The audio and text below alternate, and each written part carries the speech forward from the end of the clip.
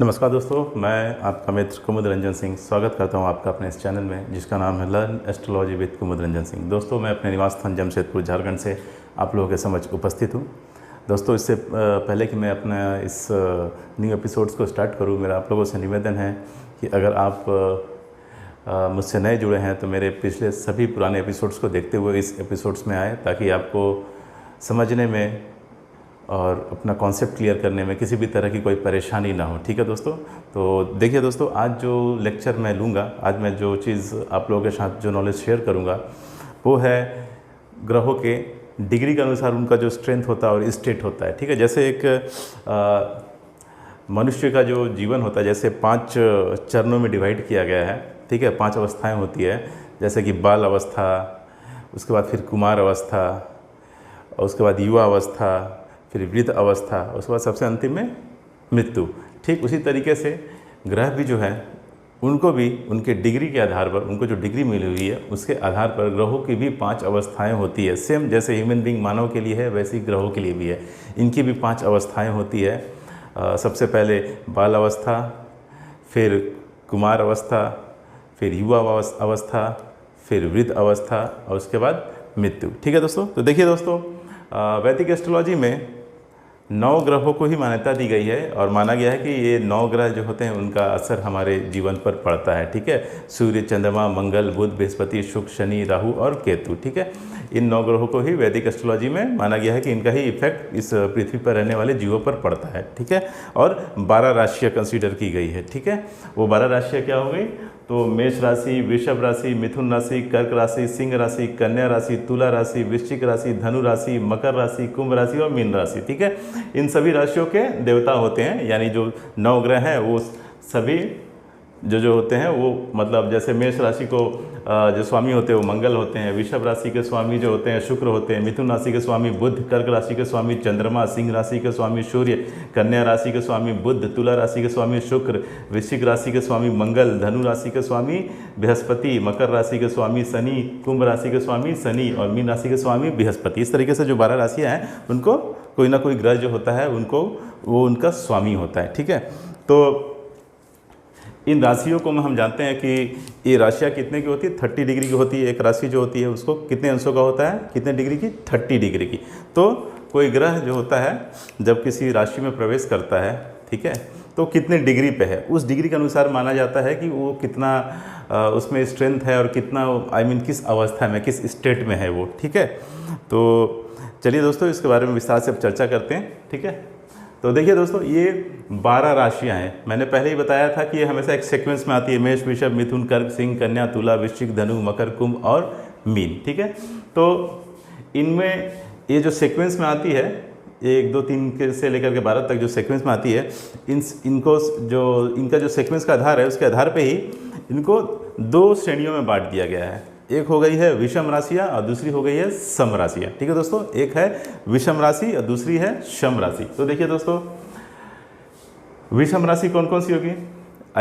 जिनके आगे जो ऑड नंबर लिखा हुआ है, जैसे 1 3 5 7 9 एंड 11, यानी मेष राशि, मिथुन राशि, सिंह राशि, तुला राशि, धनु राशि और कुंभ राशि। ये क्या होगी? आपकी विषम राशि है, यानी ऑड नंबर। ठीक है। और सम राशि कौन होगी? वैसी राशि जिसका जो नंबर है वो जो 2 से डिवाइड हो जाए तो मतलब वो सम नंबर है। ठीक है। तो जैसे देखिए, वृषभ राशि, कर्क राशि, कन्या राशि, वृश्चिक राशि, मकर राशि और मीन राशि। ठीक है दोस्तों। तो जिस सीक्वेंस में राशियाँ आती है उनको उस सीक्वेंस के आधार पर, जो सीक्वेंस हमारी, जैसे सबसे पहले मेष राशि आती है इसलिए उनको नंबर 1 दिया गया है, फिर वृषभ राशि को नंबर 2 दिया गया है। तो 1 से लेकर 12 तक जो नंबर अलॉट किया गया है वो उनके सीक्वेंस के आधार पर दिया गया है। ठीक है। तो उनको जो नंबरिंग जो दिया गया है उसके अनुसार, उसके आधार पर इनको 2 श्रेणियों में बांट दिया गया है। एक हो गई विषम राशि की विषम राशि और दूसरी हो गई सम राशि। ठीक है दोस्तों। तो देखिए दोस्तों, जो सम राशियाँ होती है उनको हम स्त्री राशि या सौम्य राशि भी कहते हैं। ठीक है। जो सम राशियाँ होती हैं उनको हम स्त्री राशि या सौम्य राशि भी कहते हैं। जैसे सम राशि में कौन कौन हो गए? तो वृषभ, कर्क, कन्या, वृश्चिक, मकर अमीन, ये क्या होगी आपकी, इनको हम स्त्री राशि भी बोल सकते हैं या सौम्य राशि भी बोल सकते हैं, ठीक है। और जो विषम राशियाँ होती है उनको हम पुरुष राशि या क्रूर राशि बोलते हैं, ठीक है, पुरुष राशि या क्रूर राशि, ठीक है। तो विषम राशि में हो गए जैसे मेष, मिथुन, सिंह, तुला, धनु और कुंभ, ये क्या हो गई, पुरुष राशि या क्रूर राशि, ठीक है। तो विषम राशि हो गई पुरुष राशि या क्रूर राशि, और सम राशि जो हो गए वो हो गए आपके स्त्री या सौम्य राशि। तो देखिए दोस्तों, ग्रहों को जो डिग्री है, उनको जो अंश मिले हैं उसके आधार पे 5 अवस्थाओं में इनको बांटा गया है, ठीक है। सबसे पहले बाल अवस्था, फिर कुमार अवस्था, देखिए बाल अवस्था, फिर कुमार अवस्था, फिर युवा अवस्था, फिर वृद्ध अवस्था, और उसके बाद सबसे अंत में मृत अवस्था, ठीक है। लेकिन उनको जो डिग्री अलॉट किए गए हैं, जो डिग्री मिले हैं, उसके आधार पर ये विषम और सम दोनों के लिए भिन्न होंगे, दोनों के लिए अलग अलग होंगे, ठीक है। जैसे देखिए, सम राशि में 0 से 6 डिग्री पे ग्रह जो है वो माना जाएगा कि मृत है, यानी डेड है। लेकिन विषम राशि में वो बाल अवस्था में माना जाएगा, ठीक है। देखिए ध्यान से देखिए, ये सम राशि में अगर किसी ग्रह की डिग्री 0 से 6 डिग्री के बीच में है तो बोला जाएगा कि वो मृत है, ठीक है, देखिए वो मृत है। लेकिन विषम राशि के केस में वही 0 से 6 डिग्री पे अगर वो ग्रह हुआ तो वो क्या बोला जाएगा कि वो बाल अवस्था में है, ठीक है। उसी तरीके से 6 से 12 डिग्री अगर सम राशि में कोई ग्रह 6 से 12 डिग्री के बीच में है तो बोला जाएगा कि वो वृद्ध है, ठीक है। लेकिन सेम ग्रह अगर विषम राशि में 6 से 12 डिग्री के बीच में है तो बोला जाएगा कि वो ग्रह कुमार अवस्था में है, ठीक है। उसके बाद अगर कोई ग्रह सम राशि में 12 से 18 डिग्री के बीच में है तो बोला जाएगा कि वो युवा है, ठीक है, यंग है। और अगर सेम ग्रह विषम राशि में भी वही 12 से 18 डिग्री के बीच में है तो बोला जाएगा कि वो विषम राशि में भी युवा है, यानी जो युवा अवस्था है वो दोनों के लिए, सम राशि और विषम राशि दोनों के लिए सेम है, ठीक है, इसमें कोई चेंजेस नहीं है। अब अगर कोई ग्रह सम राशि में 18 से 24 डिग्री, 18 से लेकर 24 डिग्री के बीच में है तो सम राशि में बोला जाएगा कि वो कुमार अवस्था में है, ठीक है। लेकिन विषम राशि में वो वृद्ध अवस्था का माना जाएगा, ठीक है। इसी तरीके से कोई ग्रह अगर सम राशि में 24 से 30 डिग्री का है तो बोला जाएगा कि वो ग्रह की बाल अवस्था है। लेकिन अगर वही ग्रह विषम राशि में 24 से 30 डिग्री का बीच का है तो बोला जाएगा कि वो ग्रह मृत है, ठीक है दोस्तों। तो देखिए बिल्कुल अपोजिट है, जिस सीक्वेंस में सम राशि में बढ़ रहा है उसके जस्ट अपोजिट में आपके विषम राशि में, ठीक है। जैसे 0 से 6 डिग्री में सम राशि में मृत है लेकिन विषम राशि में वो बाल अवस्था में है। 6 से 12 डिग्री के बीच कोई ग्रह सम राशि में वृद्ध अवस्था में आता है लेकिन विषम राशि में वही ग्रह कुमार अवस्था में आएगा। 12 से 18 डिग्री के बीच कोई ग्रह सम राशि में युवा अवस्था के बीच में आता है और विषम राशि में भी वो ग्रह युवा अवस्था में ही आएगा, यानी सिर्फ युवा अवस्था जो है दोनों के लिए, सम और विषम राशि के लिए सेम है, ठीक है। उसी तरीके से कोई ग्रह सम राशि में 18 से 24 डिग्री का है तो बोला जाएगा कि वो कुमार अवस्था में है, लेकिन वही ग्रह विषम राशि में वृद्ध माना जाएगा, ठीक है। अगर कोई ग्रह सम राशि में 24 से 30 डिग्री के बीच बाल अवस्था में है तो वही ग्रह विषम राशि में 24 से 30 डिग्री के बीच में मृत माना जाएगा, डेड माना जाएगा, ठीक है दोस्तों। तो क्लियर है, तो इस सीक्वेंस को आप समझ लीजिए। जिस सीक्वेंस में सम राशि में जा रहे हैं ग्रहों की डिग्री के अनुसार जो अवस्था सम राशि में है उसके जस्ट अपोजिट विषम राशि में हो जाएगी, ठीक है।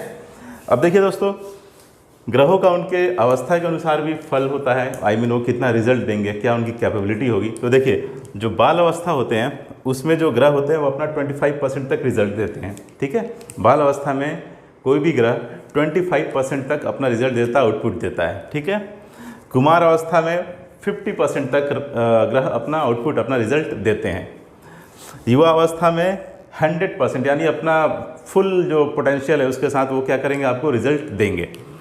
वृद्ध अवस्था में ग्रह क्या करेंगे, आपको नेग्लिजिबल देंगे, यानी हल्का फुल्का आपको एहसास होगा लेकिन कोई खास ज़्यादा इफेक्ट नहीं। और मृत अवस्था मतलब नो रिजल्ट, खत्म, उस ग्रह का कोई असर ही आप पे दिखेगा ही नहीं, उस ग्रह का कोई इन्फ्लुएंस, कोई प्रभाव आपको नहीं मिलेगा, ठीक है। तो क्लियर है दोस्तों, बाल अवस्था में 25% रिजल्ट, कुमार अवस्था में 50%, युवा अवस्था में 100%, वृद्ध अवस्था में नेग्लिजिबल और मृत अवस्था में नो रिजल्ट, यानी कोई प्रभाव ही नहीं। तो ये डिपेंड करता है दोस्तों। देखिए, अब ये तो हो गया कि आपको रिजल्ट दे रहे हैं ग्रह, ठीक है, लेकिन ये रिजल्ट आपके पॉजिटिव भी हो सकते हैं और निगेटिव भी हो सकते हैं, ठीक है। ये जो रिजल्ट है जो ग्रह दे रहे हैं, यानी उनकी जो कैपेबिलिटी है और उनकी डिग्री के अनुसार, जो अपनी अवस्था के अनुसार, उसके अनुसार जो ये रिज़ल्ट दे रहे हैं, वो अब रिज़ल्ट तो आपको अच्छा भी मिल सकता है, बुरा भी मिल सकता है। तो रिज़ल्ट किस पे डिपेंड करता है कि वो ग्रह आपकी कुंडली में मारक अवस्था में है या योग कारक अवस्था में है, यानी फेवरेबल पोजीशन में आपके लिए एडवांटेज देने वाला है या अनफेवरेबल पोजीशन में होकर के आपको डिसएडवांटेज देगा, इस पर डिपेंड करता है, ठीक है। और अगर कोई ग्रह अगर युवा अवस्था में है और फेवरेबल पोजीशन में है तो उस केस में तो आपको 100% अच्छा रिजल्ट देगा। लेकिन अगर कोई ग्रह आपकी कुंडली में मारक है और वो पूरा यंग है, 100% रिजल्ट देने के लिए बाध्य है, तो उस केस में क्या होगा, आपको निगेटिव रिजल्ट ही देगा और 100% निगेटिव रिजल्ट देगा। आपको खपाएगा वो पूरी अच्छे तरीके से, परेशान हो जाएंगे आप, ठीक है। तो इस तरीके से दोस्तों मैंने आपको बता दिया कि किस अवस्था के अनुसार, डिग्री के अनुसार कैसे ग्रहों को उनके 5 अवस्थाओं में बांटा गया है, ठीक है। और कौन सी राशियाँ स्त्री या सौम्य राशि कहलाती है और कौन सी राशियाँ पुरुष या क्रूर राशि कहलाती है। लेकिन एक बात मैं दोस्तों फिर यहाँ बता देना चाहूँगा कि आपकी कुंडली में जो 9 ग्रह जिस पोजीशन में प्लेस्ड होंगे, तो वैसा नहीं है कि आप किसी ग्रह को देख लिए कि अच्छा इस ग्रह की डिग्री आपकी जैसे इधर है 12 से 18 है, मतलब ये ग्रह बहुत पावरफुल है। अब दूसरे ग्रह उसके तुलना में अगर उनकी डिग्री थोड़ी बहुत 19-20 है तो वो कमज़ोर होंगे, ऐसा नहीं है, ठीक है। आपकी कुंडली में कौन सा ग्रह सबसे ज़्यादा ताकत लेकर के बैठा है, उसका जो डिसीजन होगा वो अंतिम में आपके षटबल को देख करके ही होगा, ठीक है। बहुत सारे ऐसे पैरामीटर्स हैं जिसको कंसीडर किया जाता है, उसके बाद डिसाइड किया जाता है कि कुंडली में आपका कौन सा ग्रह है जो सबसे शक्तिशाली होकर के बैठा है, ठीक है। क्योंकि ग्रहों का बल बहुत सारे ऐसे पैरामीटर है जिस पे डिपेंड करता है, जैसे अपने स्वराशि में बैठ जाए या अपने उच्च की राशि में बैठ जाएं, ठीक है। या ग्रहों को दिशा बल भी होता है, स्थान बल होता है। तो इस पर क्या होता है, ग्रहों का जो बल होता है वो सब डिपेंड करता है, ठीक है। तो जो फाइनल जो डिसीजन होता है वो ग्रहों के षटबल को देखने के बाद ही डिसाइड होता है कि आपकी कुंडली में कौन सा ग्रह सबसे ज़्यादा मजबूत स्थिति में बैठा है, ठीक है। लेकिन ये क्या है, आपका एक बेसिक आइडिया है, ये एक कॉन्सेप्ट है जो आपको याद रहनी चाहिए, ठीक है। जैसे आप क्लास 9-10 में होते हैं या क्लास 7-8 में होते हैं तो सबसे पहले आप क्या पढ़ते हैं, एंगल के बारे में पढ़ते हैं ना, थीटा पढ़ते हैं। उसके बाद फिर आप हायर थोड़ा स्टैंडर्ड में जाते हैं तो आप ट्रिकोनोमेट्री पढ़ने लगते हैं। फिर 9-10 में आप साइन थीटा, कॉस थीटा ये सब पढ़ने लगते हैं। फिर जब आप 11-12 में जाते हैं तो multiple angle, height and distance और टफ क्वेश्चंस को करने लगते हैं। ठीक उसी तरीके से ये क्या है, आपकी बेसिक है, इसको आपको फ़िलहाल के लिए जो ज़रूरी है ये आपको याद रखना ज़रूरी है, ठीक है। और जैसे जैसे टॉपिक आगे बढ़ेगी, जब उसकी डिटेल नॉलेज की आवश्यकता होगी, मैं उस समय उसको पूरे डिटेल में एक्सप्लेन करूंगा। लेकिन फ़िलहाल आपको जितना ज़रूरत है, जितनी ज़रूरी है आपके लिए, उतना मैं आपको बता रहा हूँ, ठीक है। आप इसको याद रखिएगा, ठीक है दोस्तों। तो मैं उम्मीद करता हूँ कि अभी जो मैं आपको बताया हूँ वो आपको अच्छे तरीके से समझ में आ गया होगा। अगर उसके बाद भी आपको कोई डाउट है, कोई कन्फ्यूज़न है तो आप कमेंट सेक्शन में आकर कमेंट कर सकते हैं। मैं पूरी कोशिश करूंगा कि उसका जल्द से जल्द रिप्लाई करूं। और अगर आपको मेरा ये लेक्चर पसंद आ रहा हो तो कृपया मेरे चैनल को लाइक कीजिए, शेयर कीजिए एंड सब्सक्राइब कीजिए और बेल आइकन को जरूर प्रेस कीजिए ताकि मैं जैसा ही कोई वीडियो अपलोड करूँ आपको उसकी जानकारी इमीडिएटली मिल जाए, ठीक है दोस्तों। तो चलिए दोस्तों, मिलते हैं अगले एपिसोड में। तब तक के लिए नमस्कार, जय श्री कृष्णा, जय हिंद।